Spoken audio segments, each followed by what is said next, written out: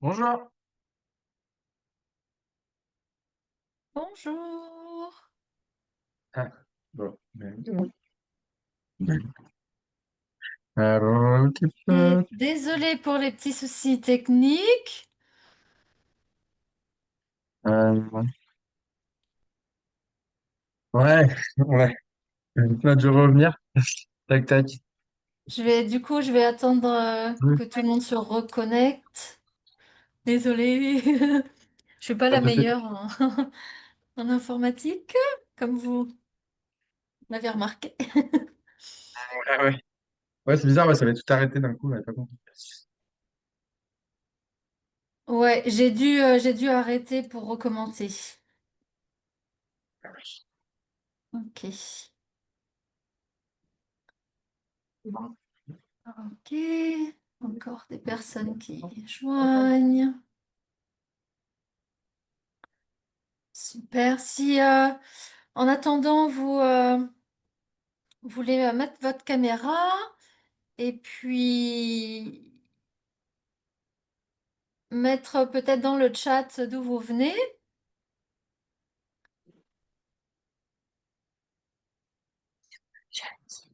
Ouais, allez.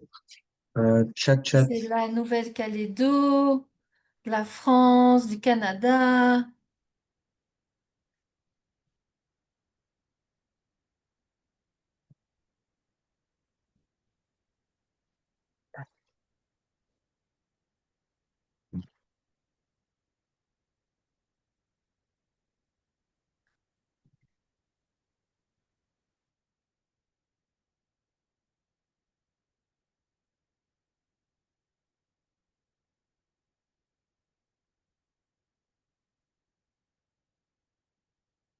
Et alors, Belgique, Atherton, c'est où c'est? Nouvelle-Calédonie, Lyon, France. Vous pouvez préciser la ville si vous venez de France. Sydney, Nouvelle-Calédonie,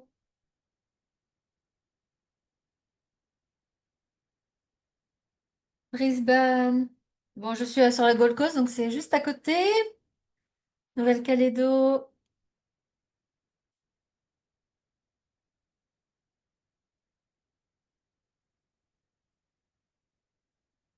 Yes, c'est plus sympa avec la caméra. Ok. Bon, du coup, on a pris un petit peu de retard. Je suis désolée. Je sais pas si... Je crois que je me suis pas mise en vue. Hmm.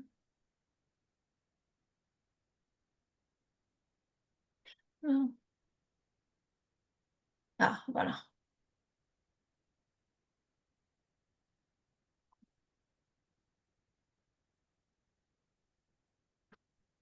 Voilà. Alors.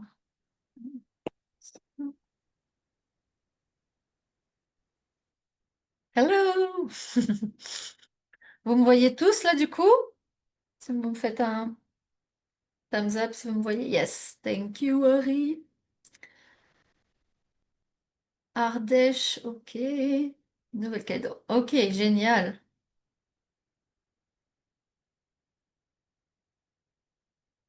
Il y en a encore qui rejoignent. Florian. Cool. Alors, bienvenue à tous. Je suis trop contente de vous retrouver ce soir pour moi depuis du coup la Gold Coast. Donc, j'ai vraiment conçu ce webinaire pour vous aider. Donc, je suis ravie que vous soyez au rendez-vous. Hop. Je vais juste réduire ça. Alors, je vais essayer de parler assez vite pour vous donner le maximum de valeur, le maximum d'infos.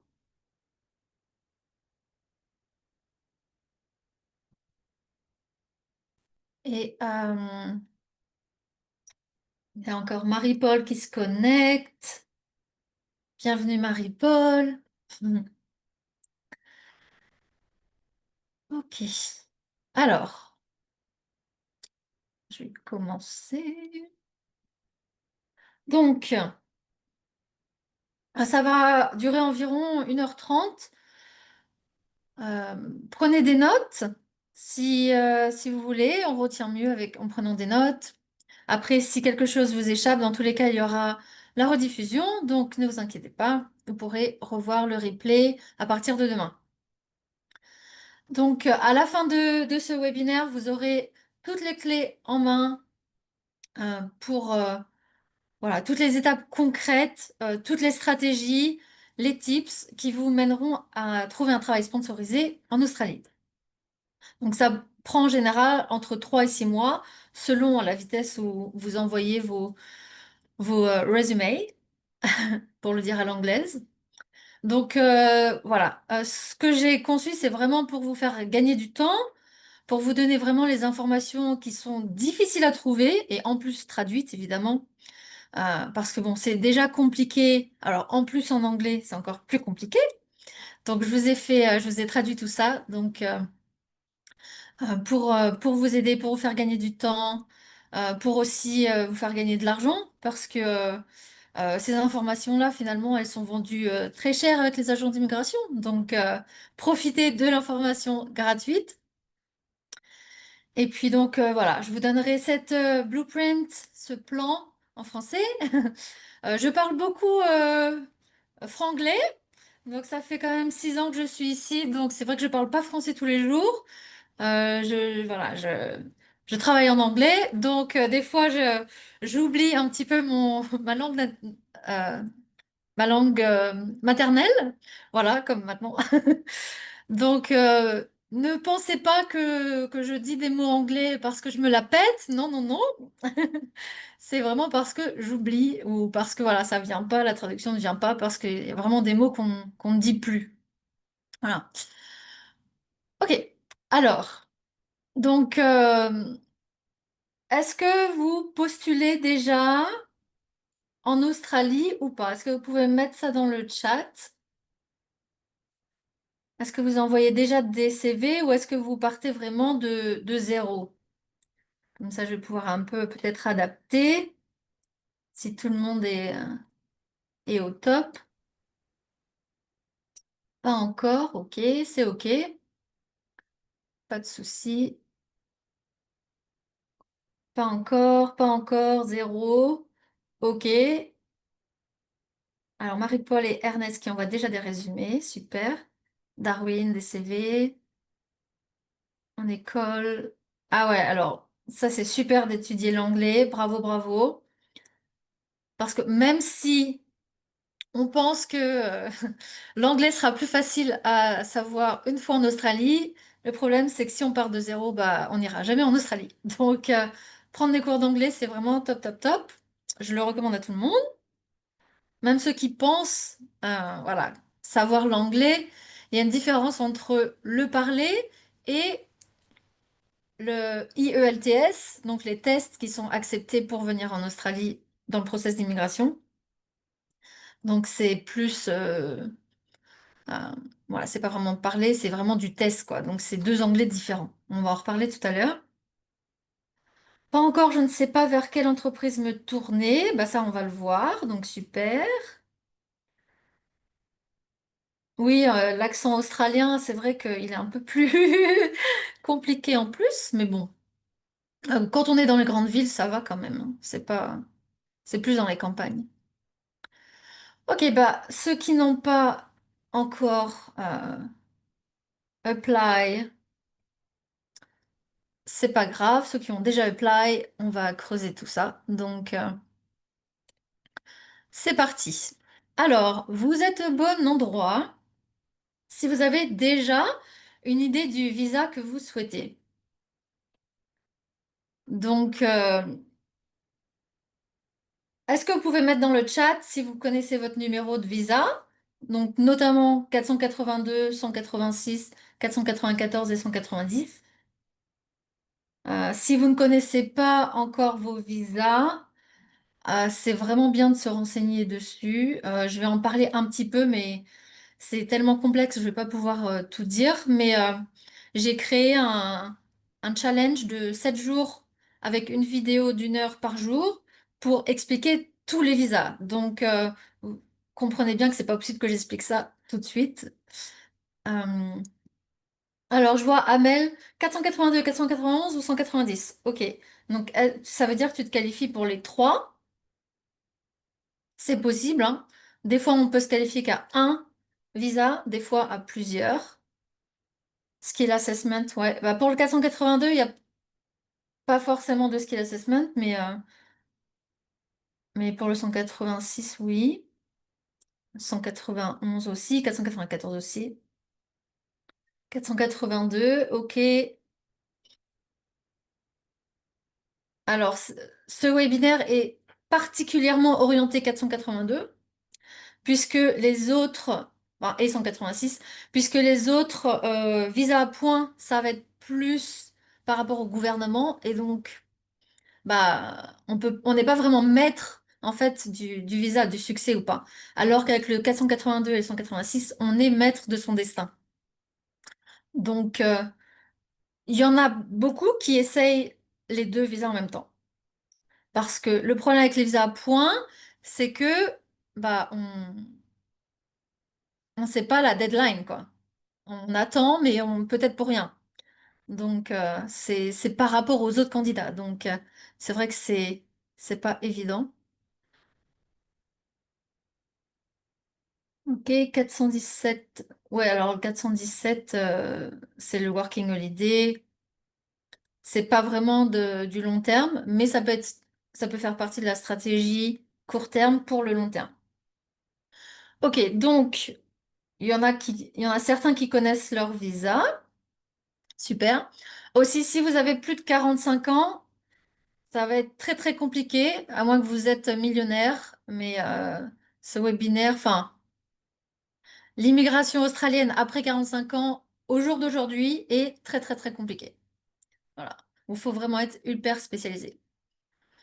Et donc, ce webinaire aussi vous concerne si vous voulez rester au long terme. Si vous voulez venir que pour quelques mois, c'est pas la peine de faire tous ces efforts car c'est beaucoup trop lourd pour quelques mois. C'est vraiment pour une stratégie à au moins 5 ans, voire toute la vie. Ok. Alors, je vais vous mettre une petite vidéo de présentation et je vous retrouve juste après.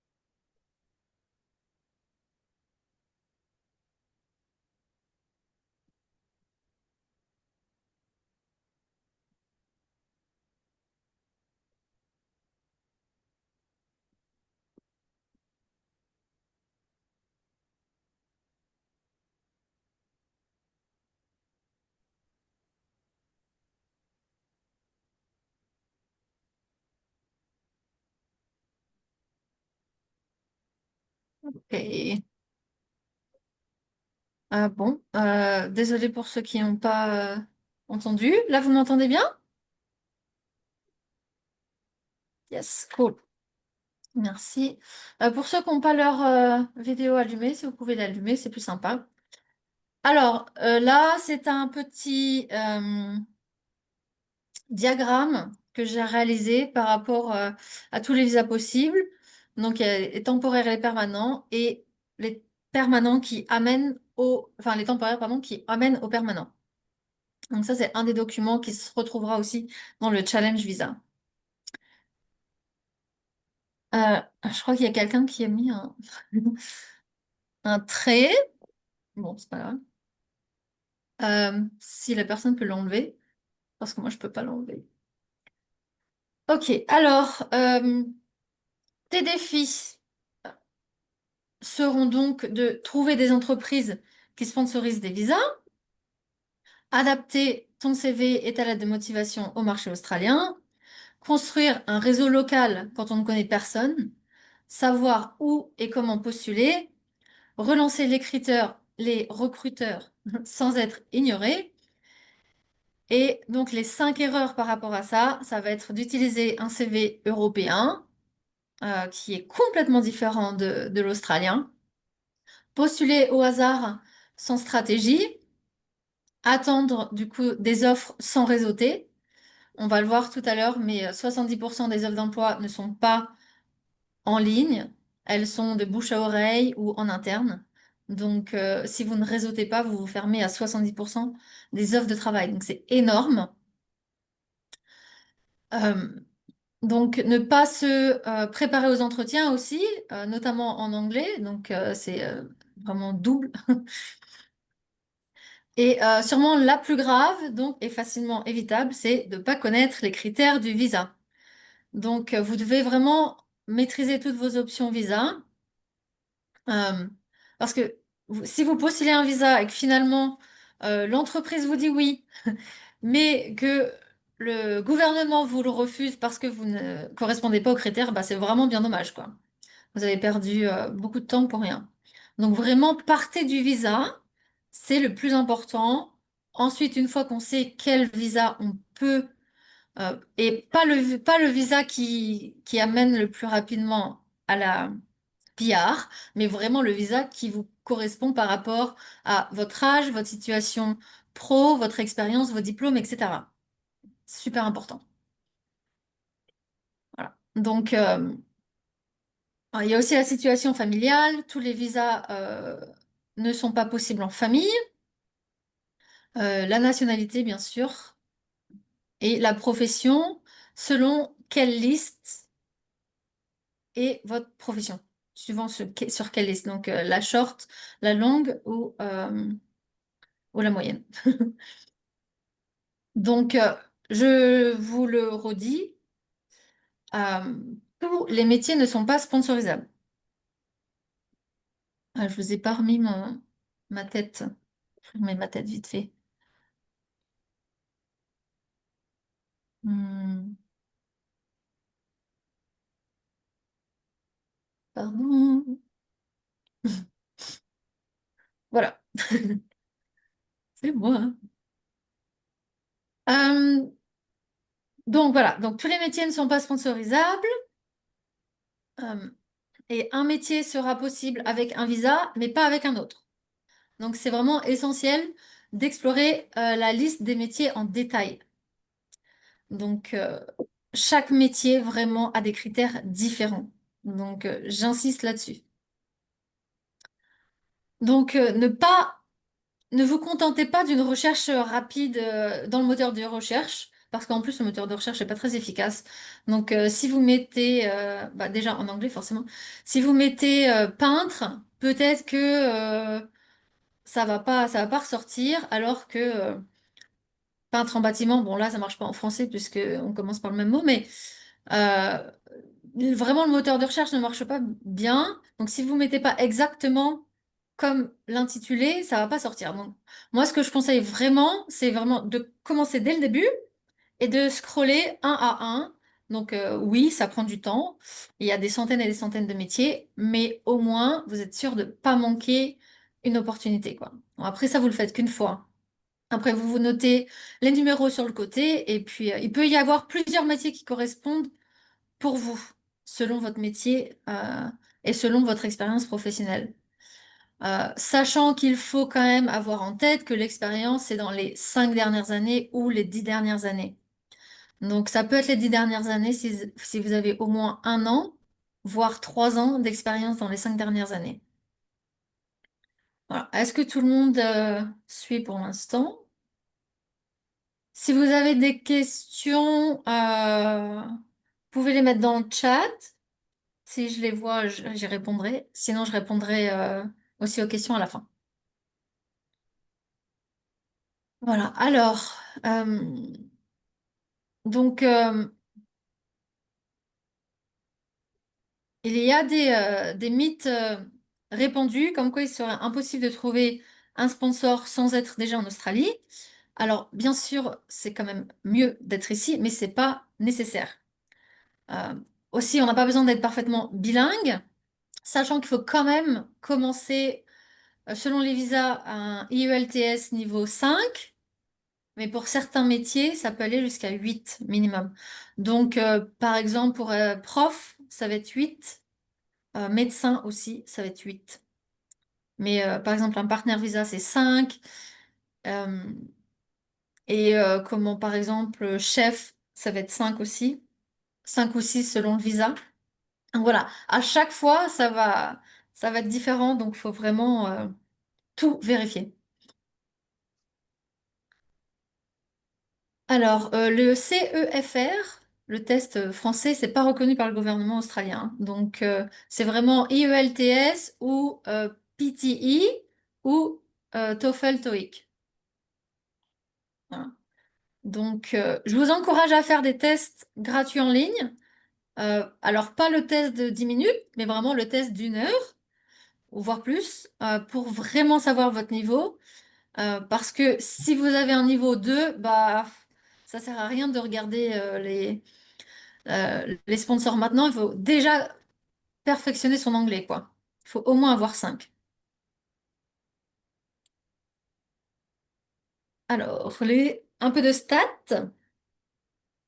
Donc, pour vous dresser le portrait général de la situation, sur 1 million de candidatures, il n'y a que 20% d'acceptés. Mais ça comprend vraiment toutes les candidatures. Il y en a, le problème avec certaines personnes, c'est qu'ils apply à tout et n'importe quoi. Il faut vraiment regarder, voilà, ce qui vous concerne. Notamment, il y a des visas famille qui peuvent durer plus de 10 ans d'attente, par exemple. Donc, c'est pour ça qu'il y a autant de candidatures. Par contre, les visas permanents, il y a jusqu'à 200 000 visas par an d'accepter. Donc, ça fait quand même 20% de toutes ces candidatures-là. Alors, donc le 482. Donc, je vais changer la vue parce que je suis dans le milieu.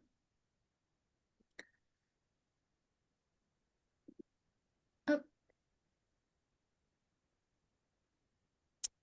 voilà.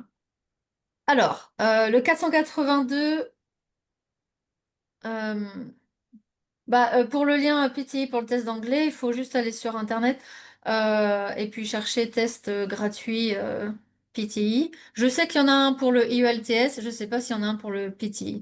Le IELTS, c'est vraiment celui le plus commun.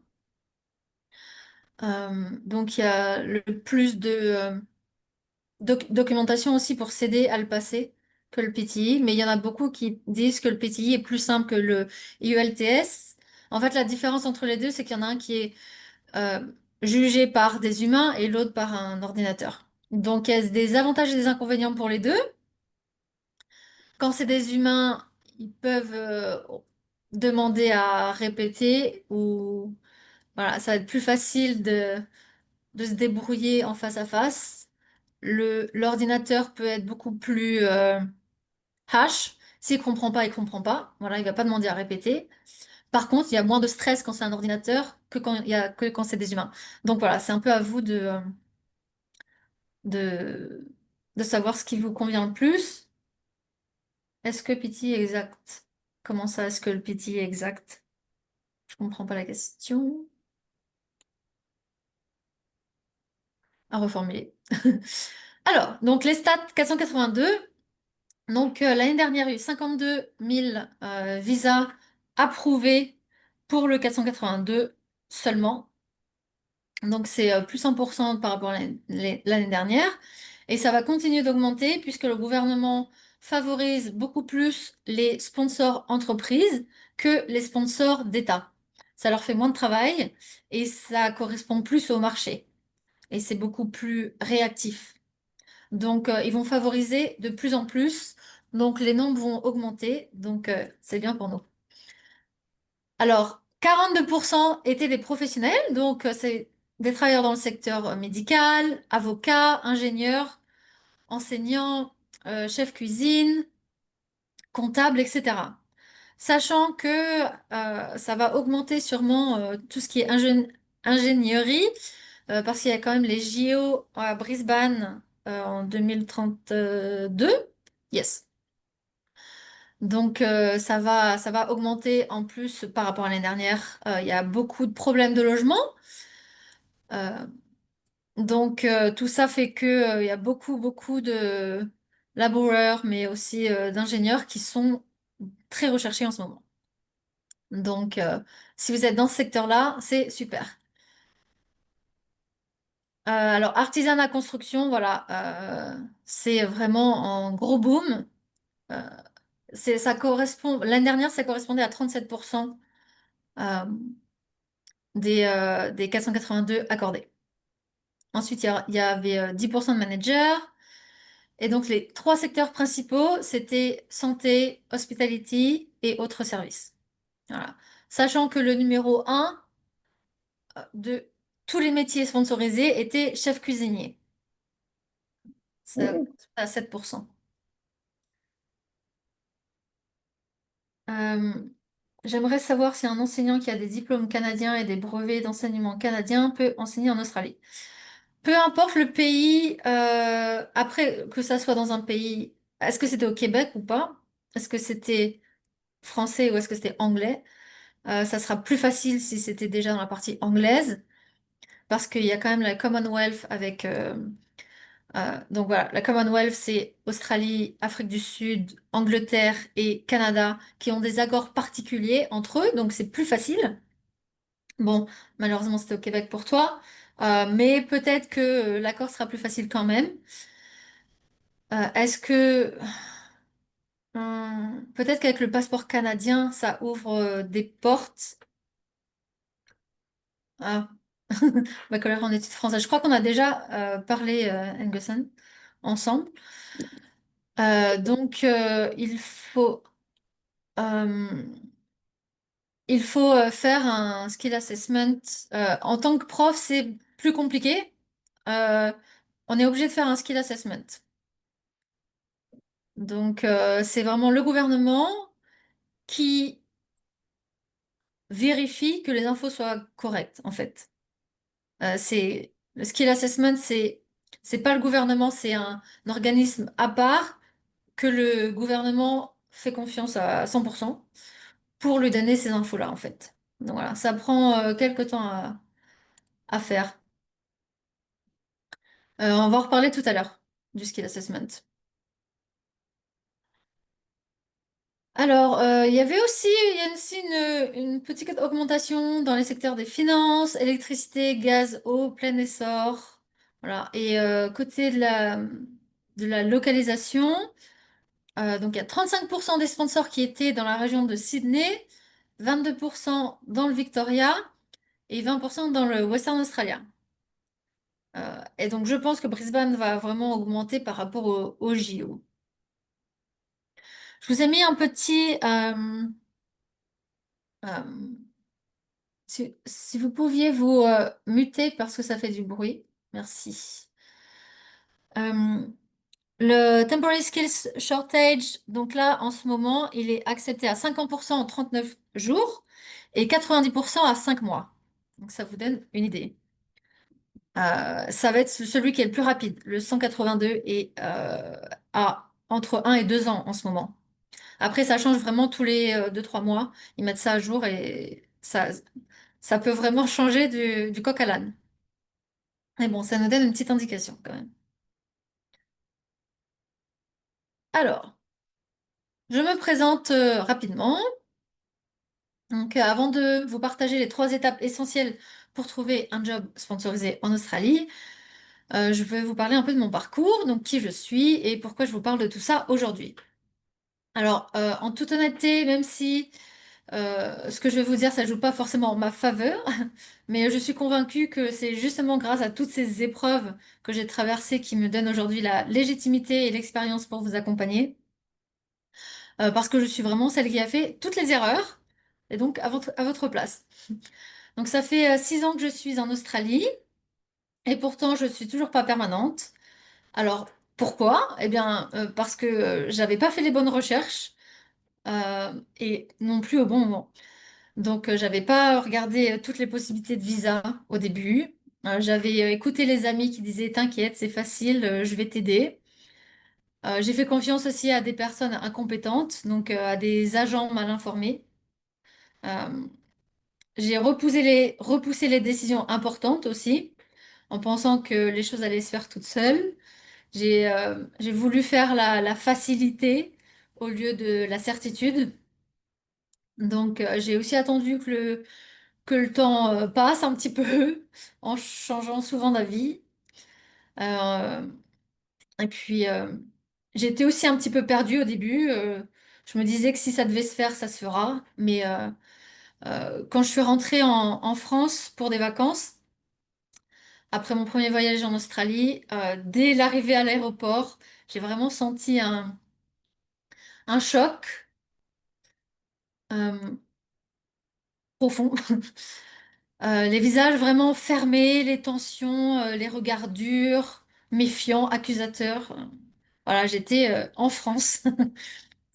Et puis, petit à petit aussi, le retour des jugements des gens, leur indifférence, l'insécurité générale aussi, surtout en tant que femme. Et l'isolement social du fait d'habiter loin de tout parce que je viens de Normandie.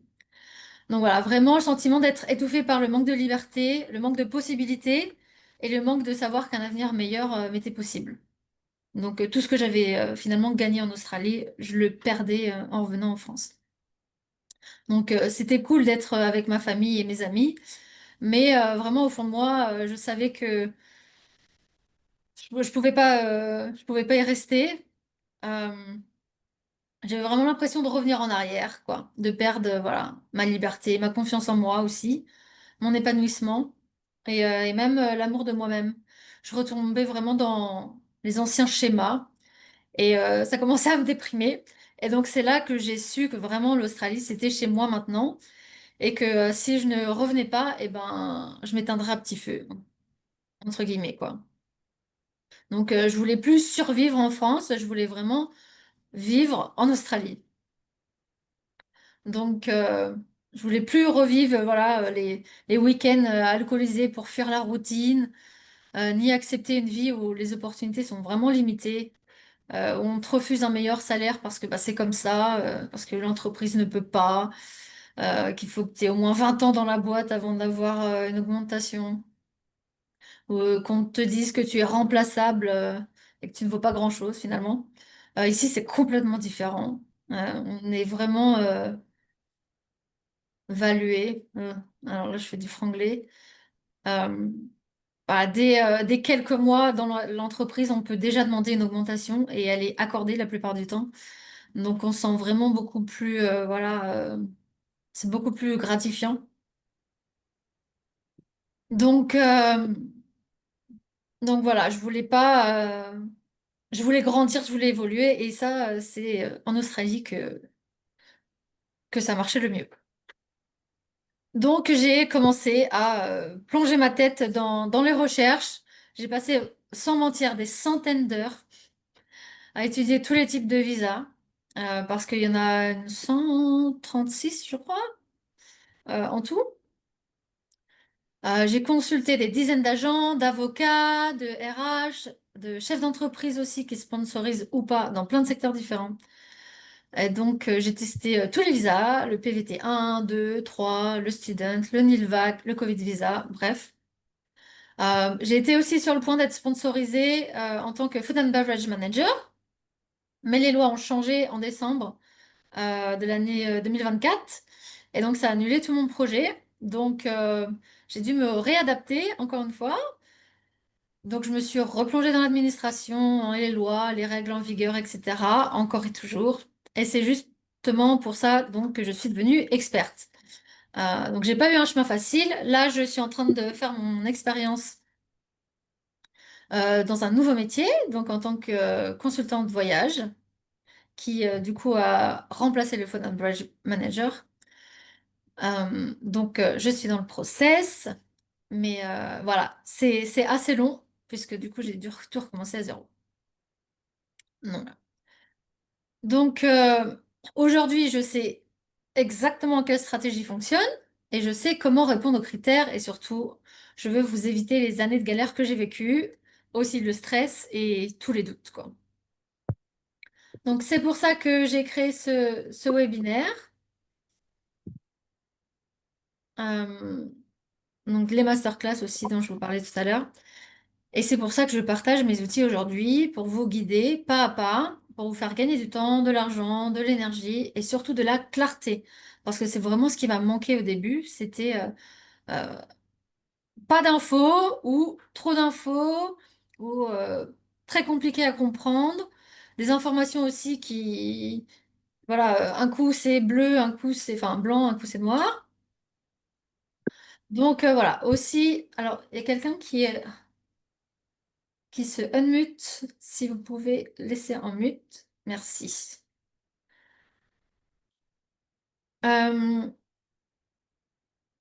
donc voilà, en tout, j'ai dépensé plus de 35 000 $ maintenant entre tous les visas, tous les frais annexes aussi, et donc c'est pas fini pour moi. Donc je veux vraiment pas ça pour vous. Et donc normalement, avec tous mes conseils, tu peux t'en sortir pour 10 000 $ avec l'aide d'un avocat aussi, selon ton métier aussi. Ça dépend vraiment et du visa. Mais voilà, c'est à partir d'eux. Donc, moi, je ne suis pas avocate ni agent d'immigration. Je suis vraiment coach. Donc, je ne vous dis pas quoi faire. Je vous donne les clés pour comprendre, choisir et agir en votre âme et conscience. Donc, vous restez consciemment et intelligemment le maître de votre destin. Euh, j'ai trop écouté les agents d'immigration qui me disaient, ah, fais ci, fais ça, alors qu'ils n'avaient pas justement toute la connaissance de ma vie, en fait. Pour ils n'avaient pas posé assez de questions finalement pour m'aiguiller. Euh, et finalement, bah voilà, je suis passée à côté, quoi. Mais bon, moi justement, je veux vous donner toutes les infos possibles, comment chercher aussi de votre côté pour bah, ne pas être un mouton, mais vraiment être acteur, quoi. Voilà. Donc maintenant que vous savez pourquoi je suis devant vous, laissez-moi vous partager la stratégie claire, étape par étape, donc, que j'ai mis des années à construire et affiner pour répondre à la question comment décrocher un travail sponsorisé en Australie en 3 à 6 mois, même si vous partez de zéro. Alors, là on a Amy qui a trouvé son sponsor, elle a maintenant son PR, donc bravo Amy. Donc, elle était pas qualifiée. Son défi, c'était qu'elle n'était pas qualifiée dans cet exact domaine. Elle a pris une formation en ligne en plus pour renforcer ses compétences. Et donc, elle est maintenant employée en tant que marketing spécialiste, grâce à, voilà, spécialisée dans l'EI. Donc, elle a envoyé 10 CV par jour.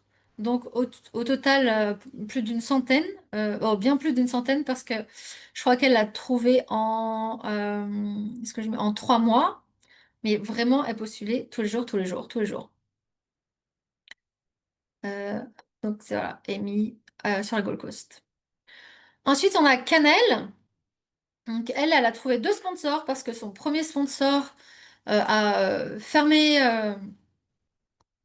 ouais, enfin mis les clés sur la porte. Et donc, elle a pu retrouver un deuxième sponsor en 2, 3 semaines.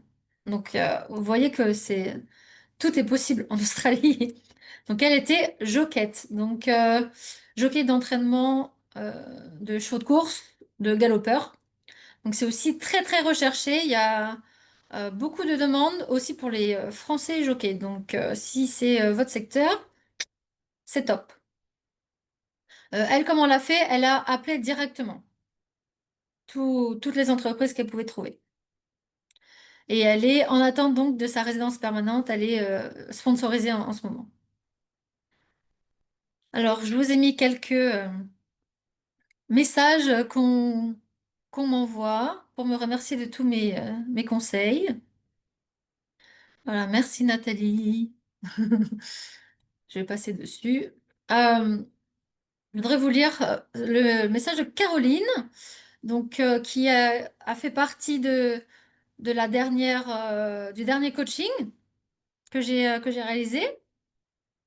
Donc, qu'est-ce que ça a apporté l'accompagnement? Eh bien, donc, une amélioration des documents produits, un soutien dans le cadre de ce processus d'expatriation, plus particulièrement dans le cadre de la recherche d'un emploi, un accompagnement personnalisé, donc avec des commentaires sur le CV et la lettre de motivation, et la motivation nécessaire afin de réaliser son rêve. Donc, elle est attachée de gestion hospitalière. Ensuite, on a Jackie qui est chauffeur routier. Donc, pour lui, ça a été une structure et une stratégie pour tout ce qui est CV, lettre de motivation, avec où chercher des emplois et le fichier Excel. Donc, j'ai un fichier Excel de 4000, plus de 4000 entreprises qui recrutent en sponsor. Donc, ça fait gagner beaucoup, beaucoup, beaucoup de temps. Ça lui a aussi donné du courage, de la motivation, avec tous les tips que je leur ai donnés. Avantage, assurance, clarté, parce que la vérité est, il est conducteur et pas secrétaire. Voilà. Donc c'est mots. Et donc ne pas baisser les bras malgré la barrière de la langue et les obstacles, comme le permis à passer. Donc quand on est routier, il faut repasser le permis en Australie.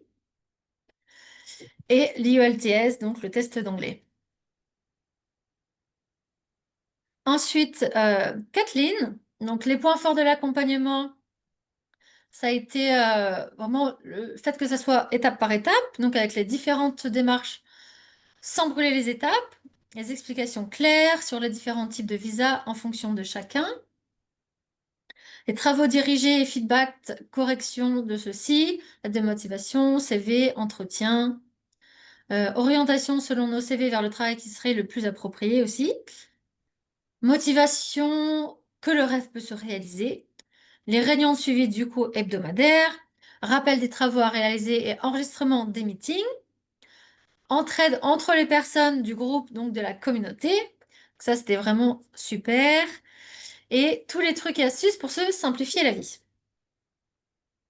Donc, planificatrice, Kathleen, elle est planificatrice en gestion minière. Donc, on a vraiment tous les secteurs d'activité. Alors, et qu'est-ce que le programme a apporté à Caroline? Donc, l'accompagnement hebdomadaire avec les tâches à réaliser bien définies, des explications claires sur le visa sponsorisé, mais aussi sur les démarches à réaliser, les tips nécessaires pour rédiger la lettre de motivation, le CV au regard des critères australiens, des ressources et supports pour l'aider dans la réalisation de points cités ci-dessous, mais aussi pour préparer aux entretiens d'embauche, une motivation pour réaliser les tâches demandées dans les deadlines et la rencontre de belles personnes. Voilà, super cool. Le métier d'agent de voyage est recherché. Alors, il est sur la liste, donc oui. En fait, tous les métiers qui sont sur la liste sont recherchés. Alors, voici la méthode. Donc, la méthode que j'ai développée, la méthode SC2R, qui est simple mais complète et efficace.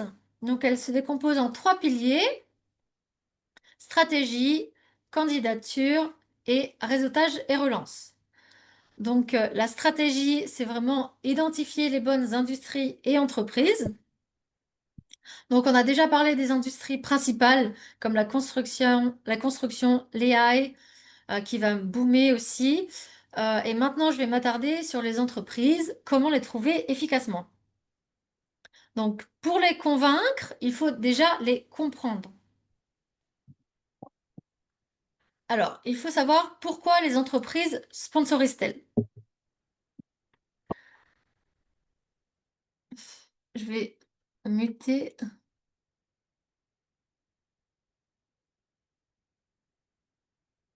Mince. Ok. Alors, pourquoi les entreprises sponsorisent-elles? Elles recherchent à sponsoriser donc lorsqu'elles ne trouvent pas de personnel qualifié en Australie.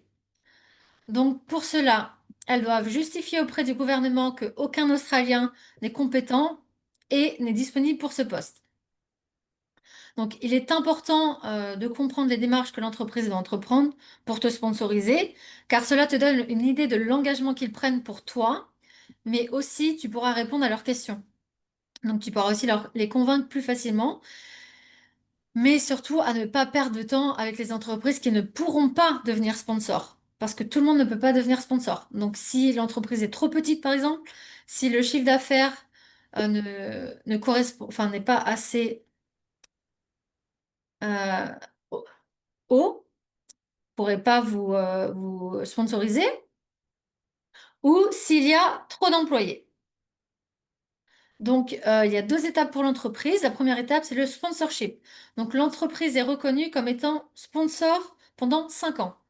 Donc, durant ces 5 années, elle peut nommer une ou plusieurs personnes. Ensuite, la deuxième étape, c'est la nomination. Donc, en gros, c'est l'entreprise qui dit, je suis une entreprise sponsor. Je me suis déjà fait accréditer pendant 5 ans par le gouvernement. J'ai besoin à l'intérieur de mon entreprise d'un profil X, par exemple d'un chef.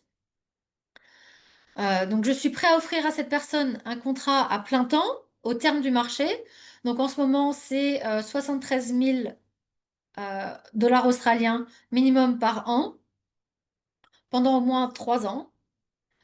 J'ai essayé d'embaucher des résidents australiens pour ce rôle, mais j'en ai pas trouvé. Et donc j'ai identifié ce travailleur, par exemple Steve, que je vois sur la vidéo. Euh, voilà, comme étant qui correspond à mes besoins. Voilà.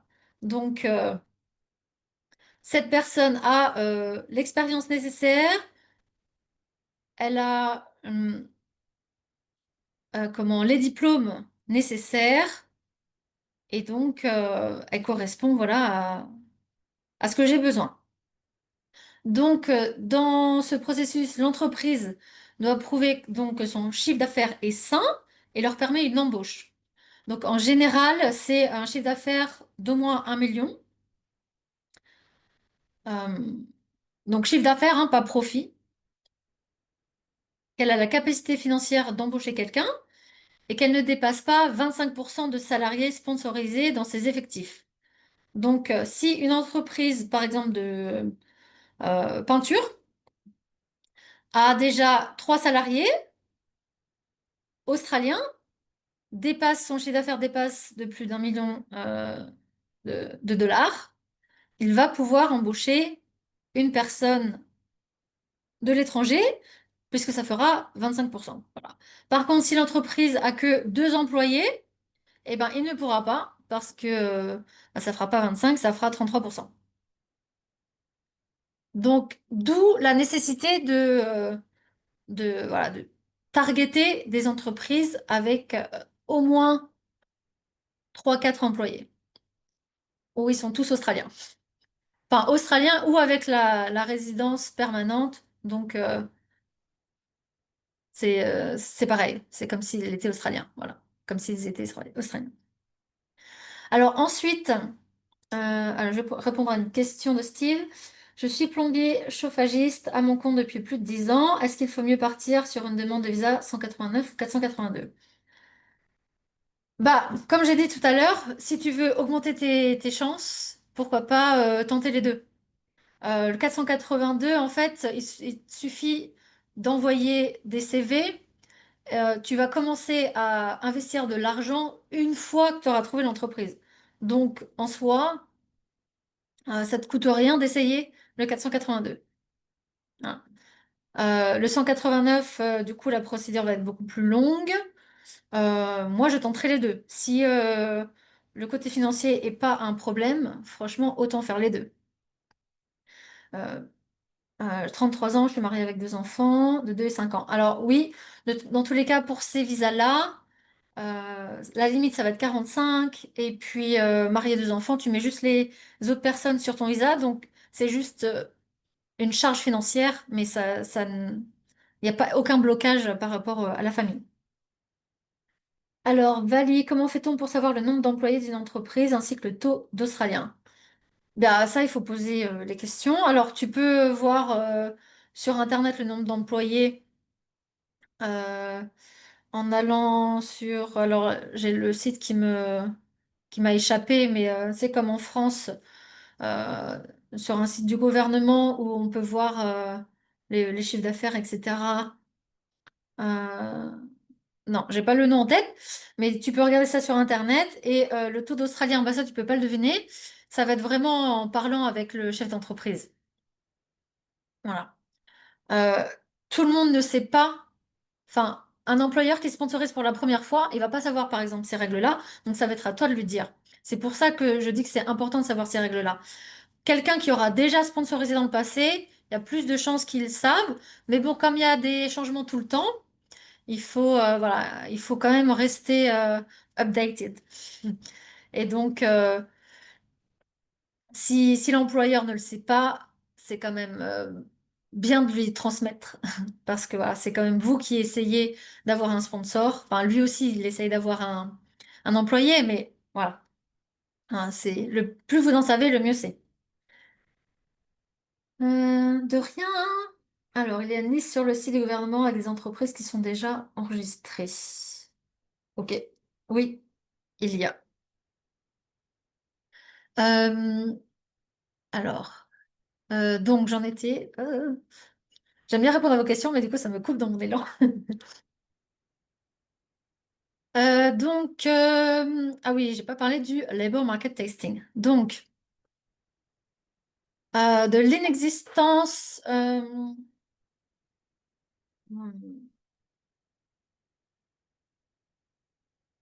Hmm, pardon. Donc, j'en étais OK. Au 25% de salariés sponsorisés dans ces effectifs. OK. Ensuite, il faudra aussi justifier de l'inexistence donc d'employés qualifiés à leur poste en Australie, comme je vous l'ai un peu déjà dit. Donc pour ça, il va falloir faire une publication de leur offre d'emploi sur minimum 2 sites nationaux pendant 4 semaines, minimum, et justifier de chaque personne qui postule et qui ne sont pas retenus. Donc ça demande quand même pas mal de travail de la part de l'entreprise. Donc ça, c'est le labor market testing. Ça engendre aussi des frais parce que, par exemple, postuler sur SIC en tant qu'employeur, bah, il faut payer. Voilà. C'est quand même à savoir. Pour les grandes entreprises, c'est pas un problème, mais c'est plus pour les petites structures. Donc, euh,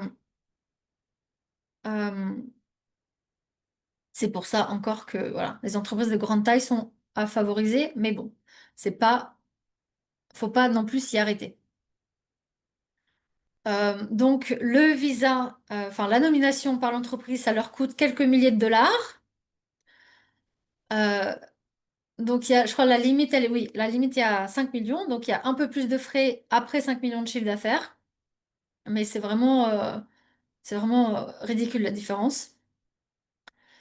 Euh, donc, voilà, une entreprise vraiment qui sponsorise déjà, ça fait vraiment gagner du temps et de l'argent.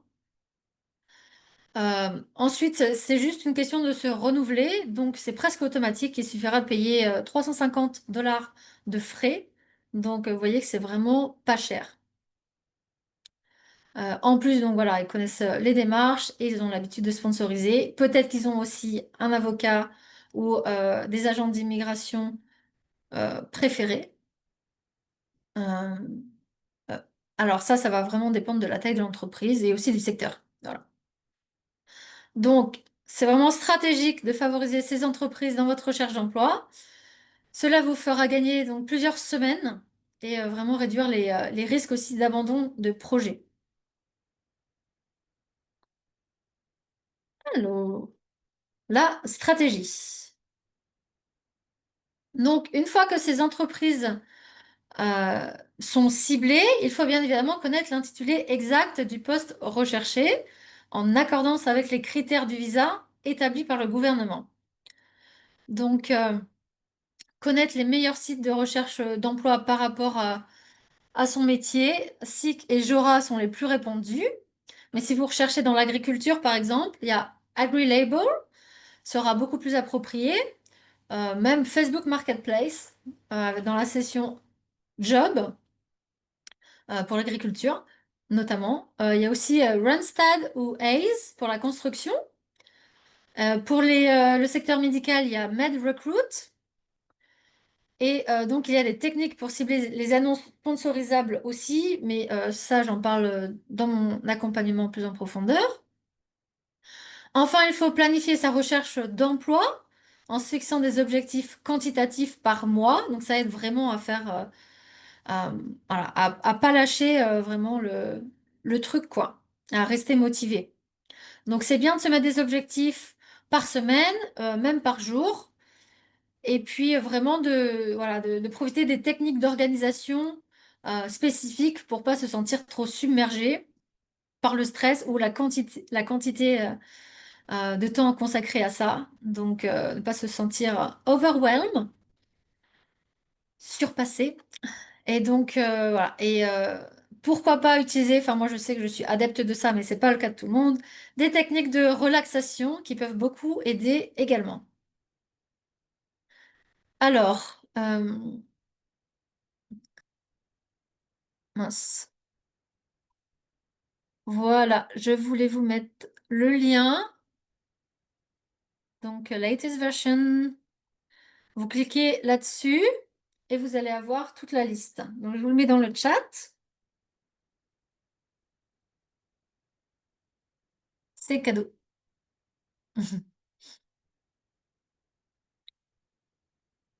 Donc, grâce à cette liste, vous pouvez avoir, enfin, rechercher plus tard parce que sinon vous allez arrêter de m'écouter. Copier-coller le lien pour tout à l'heure et comme ça, vous aurez accès à tous les métiers, toute la liste. Ensuite, alors la partie 2 de la méthode SC2R, ça va être la candidature. Donc, en tant que candidat, que devez-vous apporter? Hmm. Désolée, je dois boire un coup. Je parle beaucoup. Donc, vous devez apporter à l'entreprise une formation reconnue. Donc, un diplôme le plus haut possible, c'est le mieux. Sachant que le diplôme peut être remplacé par 5 années de travail minimum. Donc, si vous n'avez pas de diplôme, mais par exemple 10 ans d'expérience, c'est possible. Il faut vraiment que ça soit.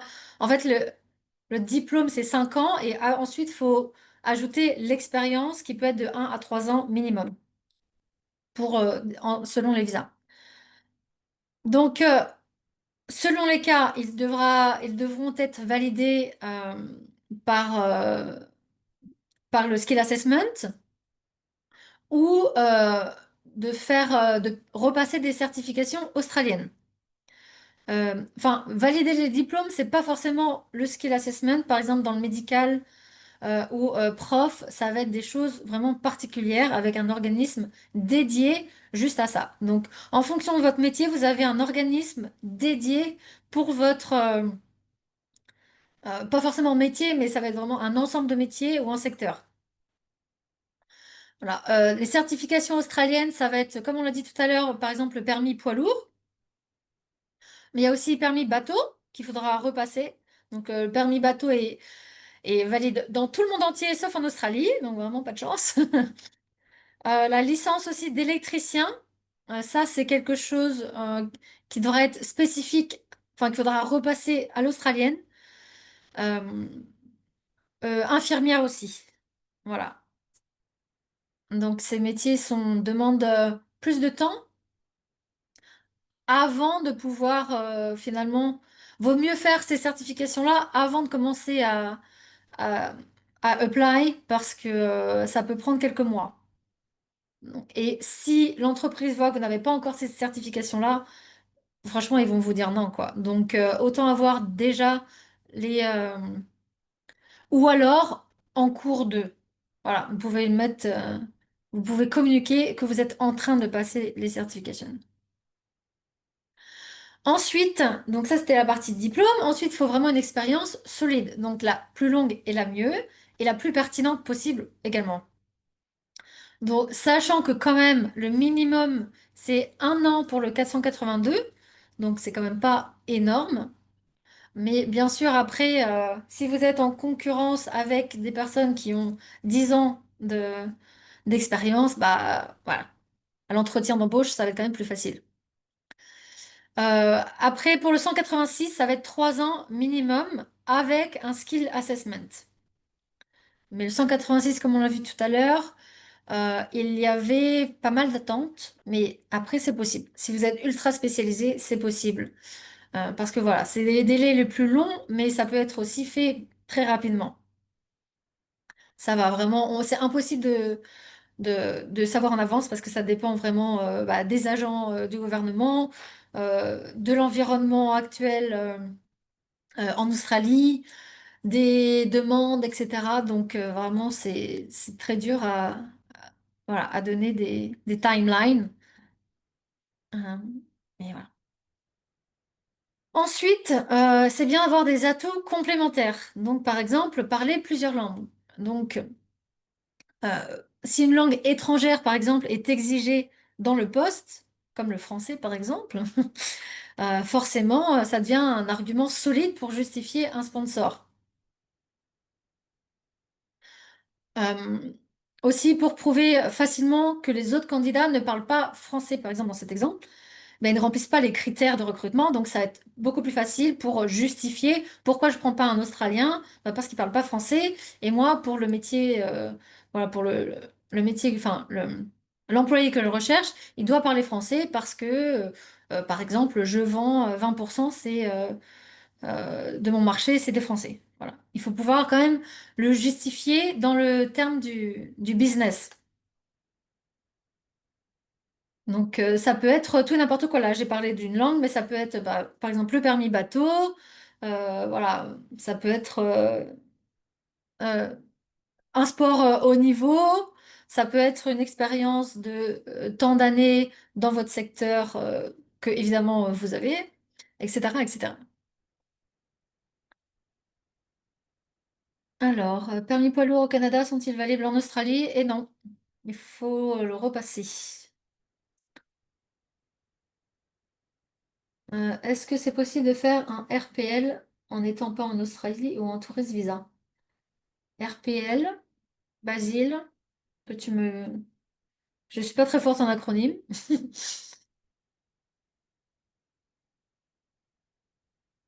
Ok.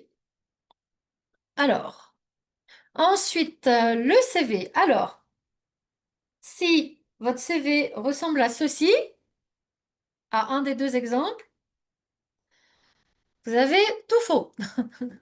Voilà. Donc, ça, c'est vraiment un CV à la française. Et ça va pas du tout, du tout, du tout correspondre à notre CV à l'australienne. Donc, une des grandes erreurs, vraiment, c'est de mettre la photo, par exemple. Bon, là, il y avait pas de photo, c'est déjà très bien. Euh, 2 à 3 pages minimum sont demandées en Australie, parfois 5, mais bon, c'est vraiment spécifique, spécifique. De manière générale, ça va être 2 à 3 pages. Le mien, personnellement, j'ai 3 pages. Pas de cadre, pas de colonne, pas de tout ça. En plus, il y a de plus en plus de robots qui vérifient les CV. Si vous faites ça, les robots ils ne lisent pas du tout et donc vous passez direct à la trappe. Et donc aucun humain va voir votre CV si vous envoyez ça. Et bien sûr, il y a le contenu et la structure qui sont différents. Donc c'est un aspect sur lequel je peux vous accompagner. Je peux même faire, je fais même les CV à votre place. Donc on pourra en reparler plus tard. Je vais vous montrer mon CV qui correspond à tous les critères à la fin du webinaire. Donc restez bien connectés jusqu'au bout. Oh, ah, c'était la deuxième page. Alors, la lettre de motivation. Recognition of prior learning. Euh, oui, tu peux faire ta Recognition of prior learning n'importe où dans le monde. Ça, c'est vraiment à part. Enfin, ça, il n'y a pas de... C'est pas lié, quoi. Alors, la lettre de motivation, donc, doit être impeccable, évidemment. Donc, notamment, l'anglais doit être parfait. Donc, si besoin, faites-vous aider hein, pour la traduire. Ensuite, utilisez le système vous, moi, nous. Alors, la partie vous est vraiment très petite en Australie par rapport à la partie française. Donc,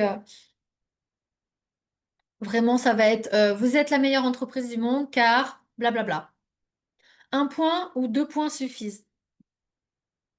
Ensuite, moi, ça va être moi, je suis la meilleure employée du monde car point un, point 2, point 3. Et nous, ensemble, nous augmenterons le chiffre d'affaires ou développerons le nombre de clients, élargirons l'entreprise à l'international, j'en passe et des meilleurs. Donc ça aussi, je peux vous aider à l'écrire, à la traduire. Et enfin, je pense qu'il est très important, c'est d'ajouter un document qui explique le sponsor, surtout si vous envoyez ça à des petites structures, donc qui n'ont pas l'habitude de sponsoriser. Donc j'ai créé une fiche justement que je donne à ceux qui suivent mon accompagnement. Donc ça contient vraiment les nouveautés des changements. Donc là, les derniers changements, c'était de décembre 2024. Donc ils sont peut-être pas au courant. Même après 8 mois, voilà, il y a des entreprises qui sponsorisent pas tous les ans, voire jamais, pas encore. Aussi les avantages donc à recruter une personne internationale en sponsor, parce que s'ils voient pas d'avantage, bah ils le feront jamais. Aussi le coût pour l'entreprise et la procédure de manière simplifiée pour justement l'entreprise. Pas pour vous, mais vraiment pour l'entreprise. Donc je pense que c'est des informations utiles à fournir. Ça donne vraiment aussi un plus parce que tout le monde ne fait pas ça. Enfin, c'est très rare d'ailleurs, les personnes qui le font. Donc voilà, démarquez-vous. Et ensuite, la partie 3 réseautage et relance, donc de la méthode SC2R. Donc, une grande erreur à absolument éviter dans la recherche d'un travail sponsorisé, c'est vraiment de sous-estimer le pouvoir du réseau. Donc, comme je vous l'ai dit tout à l'heure, 70, même voire 75% des offres d'emploi ne sont pas du tout publiées. Donc, offre interne, réseau, bouche à oreille, voilà, c'est la majorité des offres d'emploi en Australie. Donc, ne vous limitez pas aux sites de recherche d'emploi classiques. Pensez vraiment à toutes les entreprises susceptibles de recruter avec un sponsor. Donc, il y a toute une stratégie à développer autour de LinkedIn, une stratégie proactive que je développe, on pourra développer ensemble. Aussi les amis d'amis, Reddit, les blogs, les events, que vous soyez en Australie ou par Zoom, les Facebook groupes, les communautés, tout est bon. Réseau, réseau, réseau. Voilà. Donc, il faut vraiment être aussi rigoureux dans son tableau de suivi parce que les relances, c'est super important. Et donc, là aussi, j'ai un tableau prêt à l'emploi où il n'y a qu'à remplir pour vous faire gagner du temps et surtout vous garder accountable. Donc, voilà, vous aider dans tout ça. Alors, donc le taux de réussite de l'immigration sponsorisée est de 80%. Donc, c'est bien plus que les stats qu'on a vus tout à l'heure. Il y a quand même 20% de la totalité des visas qui ne sont pas acceptés. Franchement, ça pourrait être évité facilement. Quand on voit les raisons, donc documents incomplets, c'est quand même dommage de ne pas mettre tous les documents. Manque de compétences, donc ça, on aurait pu l'éviter dès le début. Si on connaît bien ces visas, on sait que bah voilà, s'il nous manque des compétences, eh ben on peut refaire un mini diplôme ou une formation, etc.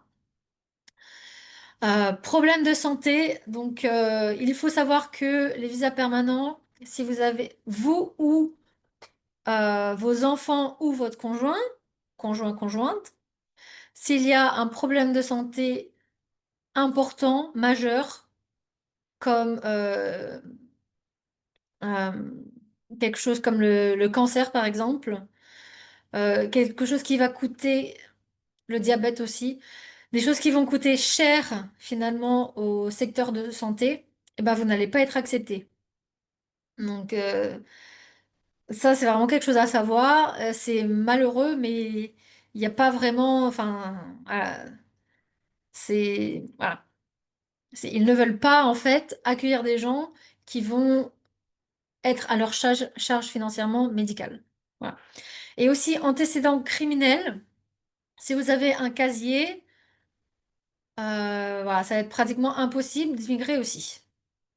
Donc, c'est des choses à savoir.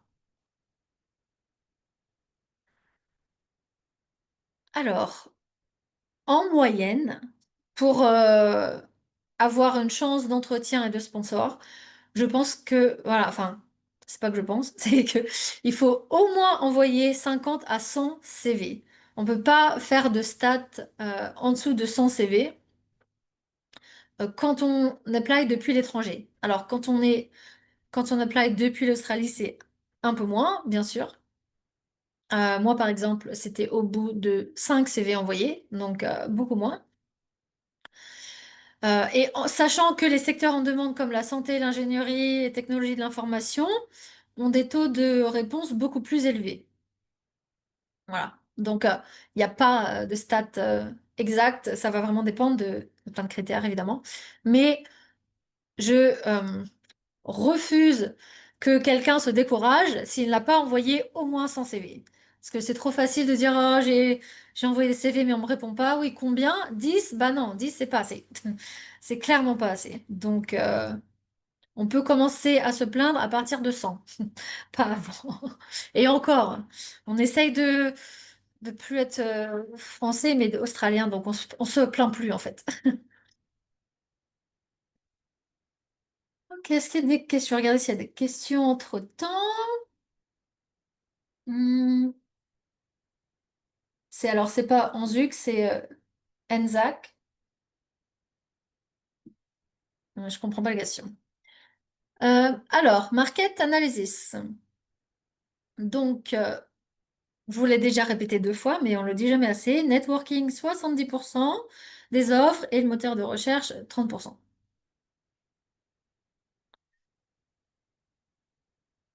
Alors, donc je vous l'ai déjà dit, mais voilà, 3 à 6 mois selon le secteur, le niveau d'anglais et le niveau d'expérience pour trouver son sponsor.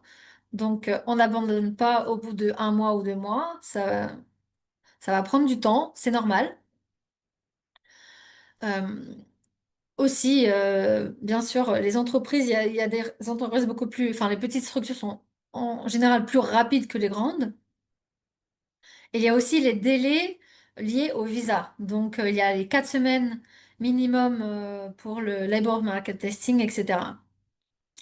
Plus le temps voilà,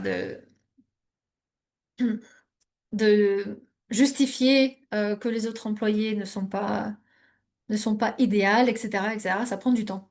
Il faut aussi donner les informations financières de l'entreprise pour la demande de visa. Donc, voilà, ça aussi, ça prend du temps.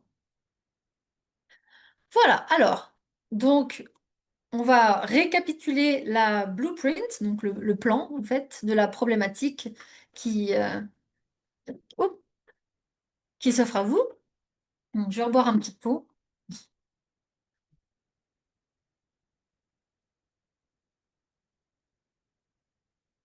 Alors, premièrement, comprendre le marché du travail australien. Donc, on en a déjà pas mal parlé. Mais bon, vous pouvez continuer de faire vos recherches, donc notamment sur le visa, les critères du visa par rapport à votre métier, par rapport, voilà, à votre situation, etc. Et votre situation perso et pro. Ensuite, deuxième temps, rédiger son CV et sa lettre de motivation efficacement, adaptée à l'australienne, adaptée aux standards, et aussi inclure des mots-clés. Donc, je vous ai parlé du robot qui est utilisé de plus en plus. Donc, les mots-clés sont vraiment importants dans ce processus notamment. Et donc, troisième partie, identifier les entreprises qui sponsorisent.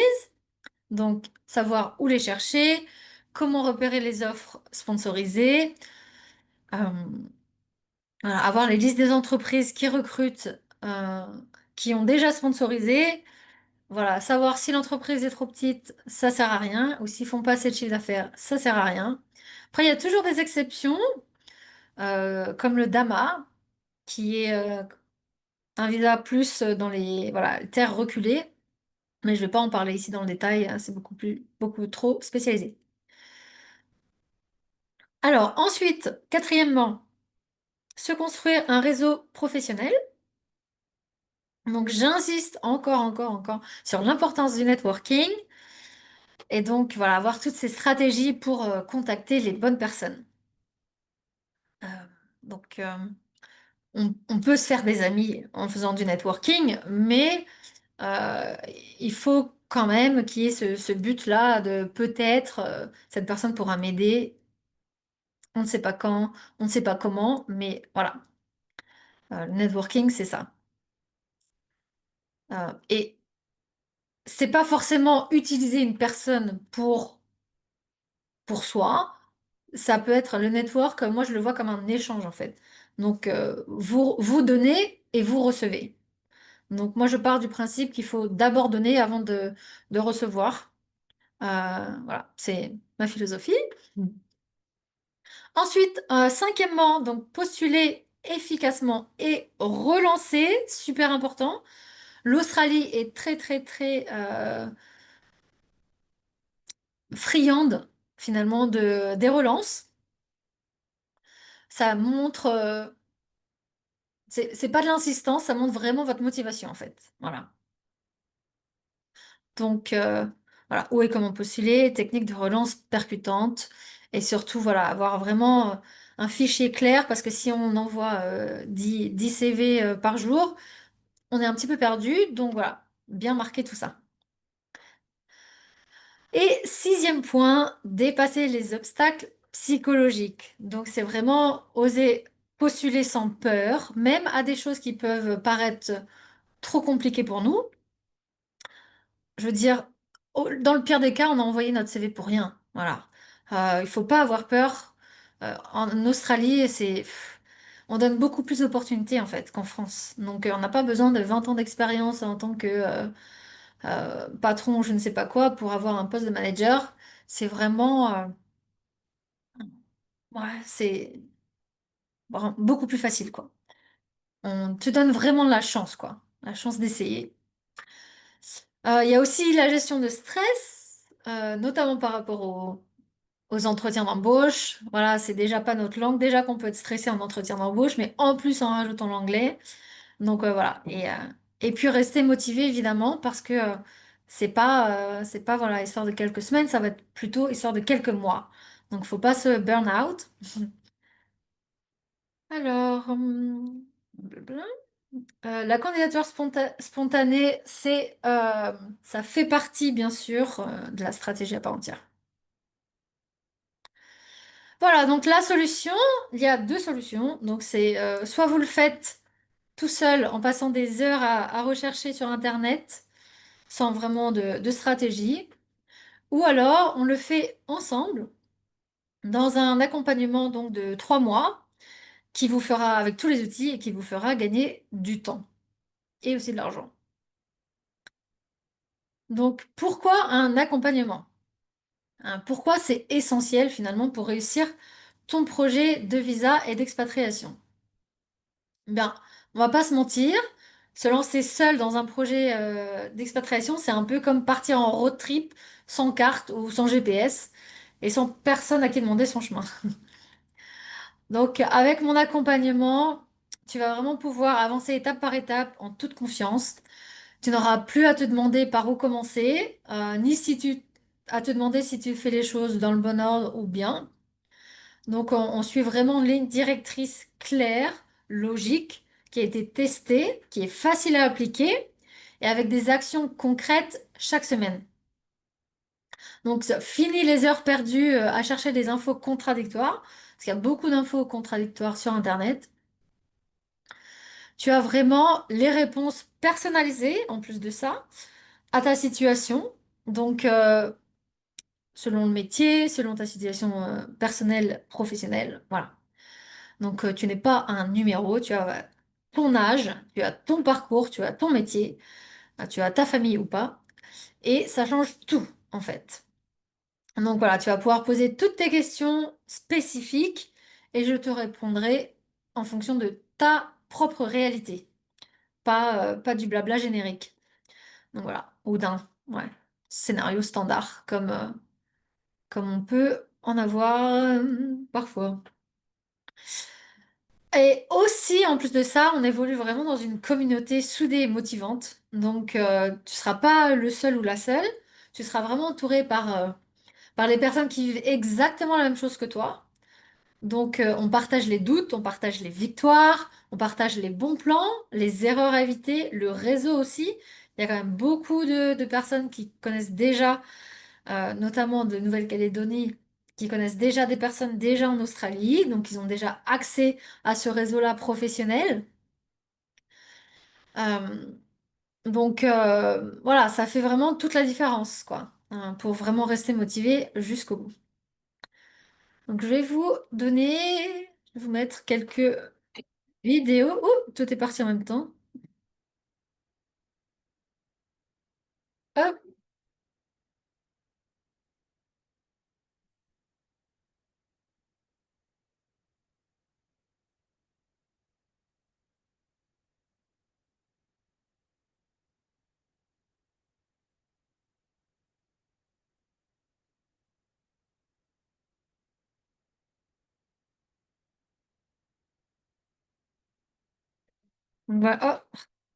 Oh, ça c'était Julian. Oh, ok.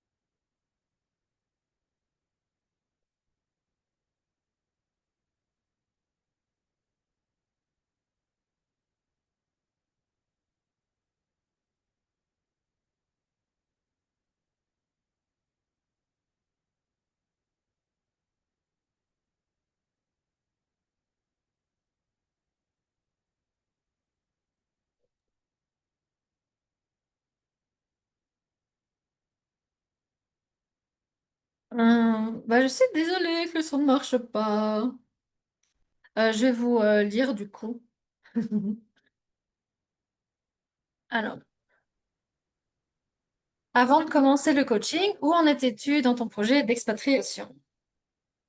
Avant le coaching, j'avais déjà quelques idées par rapport au visa, mais en tout cas, ce n'était pas vraiment clair de manière pratique ce qui devait être mis en place, donc tel que la rédaction de mon CV, les lettres de motivation, et surtout comment faire pour, entre guillemets, être vu par les entreprises. Qu'est-ce qui t'a poussé à dire oui à l'accompagnement? Je me suis dit, je vais être entourée, soutenue, entourée de personnes qui seront peut-être dans la même situation que moi, en tout cas similaire à la mienne, et puis aussi du coup pour faire de belles rencontres. Qu'est-ce que tu as le plus aimé du coup dans ces 3 mois ou dans la manière de t'accompagner? Tu as su, en tant que coordinatrice de ce groupe et de cette formation, c'est adapter un petit peu au cas par cas, donc à chacun, de par nos spécificités, et ensuite, la motivation constante et ta bonne humeur. Est-ce que tu as des changements concrets qui sont apparus, qui peuvent être intérieurs, comme plus de passage à l'action, plus de clarté dans ton projet? Les changements concrets sont déjà les productions que j'ai faites, donc production administrative, donc CV, lettre de motivation, un mindset un peu différent aussi, en disant focus sur ce qui a déjà été accompli, focus sur ce qui doit être encore accompli, mais surtout, don't be shy. Et qu'est-ce que tu as réussi à dépasser grâce à l'accompagnement? Je pense que c'est un petit peu cet état de, je ne veux- de stagnation ou de brouillard, de dire voilà, la vision est beaucoup plus claire et c'est vers là que je vais. Si tu devais recommander ce coaching à quelqu'un, fais-le sans hésiter, même si ça te coûte un peu d'argent au départ. Voilà. Merci, Caro. Bon, alors vraiment, j'ai pas de chance avec ce son aujourd'hui. Ok, alors, vous avez des bonus exclusifs pour être participant à ce webinaire. Donc, ça va être valable uniquement jusqu'au 2 septembre, mardi. Donc, je vous offre une session en one-on-one pour définir vraiment votre stratégie personnalisée. Donc, normalement, j'ai la facture 150 euros et là, c'est gratuit si vous vous qualifiez. Donc, pour vous qualifier, il faut remplir le formulaire. Donc, avant samedi. Et en plus, je vous donne 200 euros de réduction sur mon accompagnement de groupe. Donc, je vous fais plein, plein, plein de cadeaux. Hum, est-ce que... Est-ce que je te dis- Ah oui, alors aussi... non, je dirai tout à l'heure. Alors, donc, il y a un lien après le questionnaire. Donc, je vais vous donner le lien du questionnaire, mais de toute manière, je vous le renverrai en email. Voilà. Donc, je vous l'ai mis dans le chat. Restez bien pour le CV qui arrive bientôt.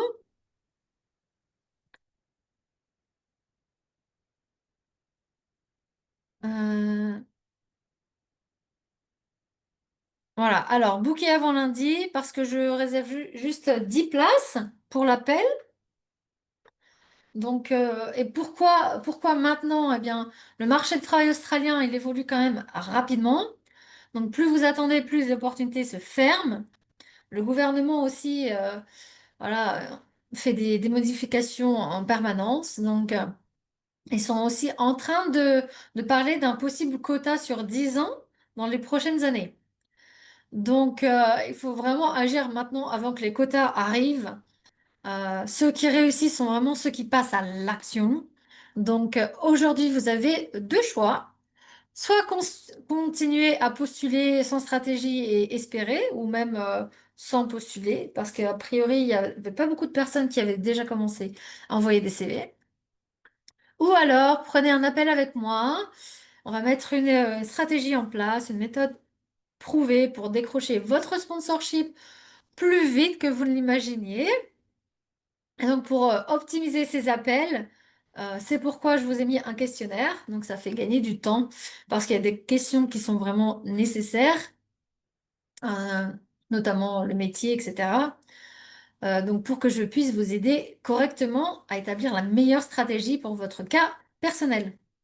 Donc, euh, ces places sont limitées parce que c'est moi personnellement qui réponds à ces appels. Donc, je ne suis pas, voilà, dédouable, multipliable. Euh, je ne peux pas me dédoubler, voilà. Et donc, si vous prenez rendez-vous, s'il vous plaît, soyez bien présent et à l'heure. Donc, pour ne pas prendre la place de quelqu'un qui aurait pu profiter de l'appel, c'est gentil. Et donc, je vous ai mis le lien en commentaire. Et donc, si vous avez des questions générales, des choses incomprises, je ne vais pas faire de cas par cas ici, mais ce sera possible en MP, en message. Voilà. Donc, si vous avez encore des questions, vous pouvez quand même essayer euh, de me les poser. Donc, avant de vous mettre le CV final, je voulais vous remercier pour avoir été là pendant le webinaire. C'est vraiment super cool de vous voir tous. En plus, vous avez posé énormément de questions, c'était génial. Et donc, je voulais vous dire que si vous ne faites pas de sacrifice pour obtenir ce que vous voulez, eh ben, vous sacrifiez ce que vous voulez. Mais c'est plus joli en anglais. If you don't make the sacrifices to get what you want, you sacrifice what you want.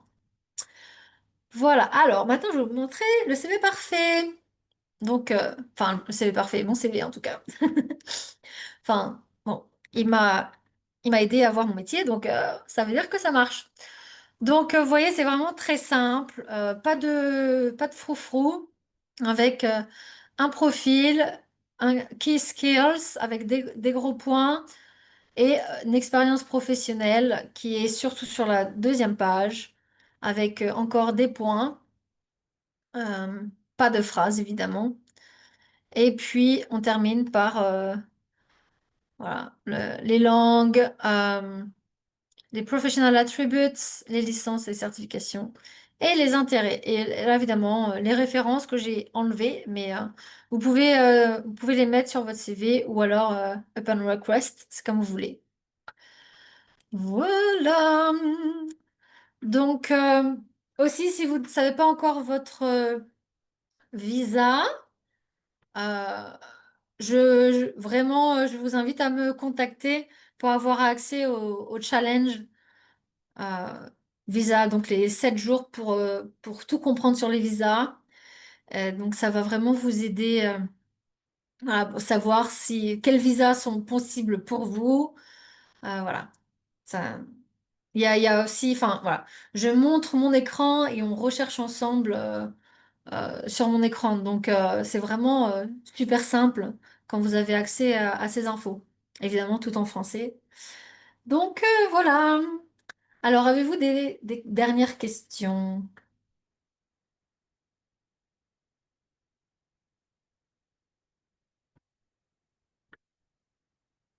Sinon, bah, je vais vous dire une bonne soirée. Encore merci, merci d'avoir été là. Surtout, de rien, Virginie. Merci, Steve. Bah, pour le prix, on va pouvoir en parler durant l'appel. Merci beaucoup, Marie-Paul. Voilà, vraiment, je vous encourage à répondre au questionnaire. Ensuite, on pourra se mettre un appel. Donc, j'ai des créneaux le matin très tôt, pendant la journée, le week-end et le soir, un peu tard, pour vraiment essayer de couvrir le monde entier selon les fuseaux horaires. Après, bon, bah voilà, il faut être conscient que forcément, depuis la France, c'est un peu plus compliqué que la Nouvelle-Calédonie, par exemple. Mais j'essaie d'accommoder tout le monde. Donc, merci, trop sympa. Harry, merci. Steve, Basile, Edem. Merci, merci, Nguessan. Nguessan. Virginie, peut-être. Virgie, elle, je pense que c'est Virginie. Brian, merci à tout le monde. Merci, merci. Eh bien, on se retrouve vite du coup en appel. Et répondez au questionnaire le plus tôt possible. Bah, le plus vite vous répondez au questionnaire, le plus vite vous avez accès à l'appel et le plus de choix de dates et d'heures vous aurez. Donc, c'est, ça va être vraiment, voilà, pour vous. Et donc, ça dure environ 45 minutes. Prévoyez quand même une heure et quart. On ne sait jamais si je dépasse. Je papote des fois un petit peu trop. Mais voilà, prévoyez au moins 45 minutes, une heure pour être bien. Dans un endroit calme, vous pouvez prendre des notes. Je suis fervente de notes pour l'apprentissage. Voilà. Merci Féro, merci utilisateur de Zoom. Oui, Féro, si tu es nul en anglais, c'est un problème. J'en ai parlé au début. Il faut avoir un certain niveau, donc je vous conseille vraiment de faire le test blanc gratuit en ligne. C'est vraiment Google, test d'anglais gratuit IELTS. Florian, merci beaucoup aussi. Merci Alix. Que de merci. Ok, bah je vous retrouve très très vite à tous, du coup. Et puis, merci Florian, déjà en train de remplir le questionnaire. Wouhou! Donc voilà, à très vite et bonne journée ou bonne soirée selon où vous êtes dans le monde. Et, euh, et puis on peut aussi, voilà, rester sur les réseaux. Je mets plein de ressources dessus. Donc voilà. À très vite tout le monde. Ciao, ciao. Peace and love.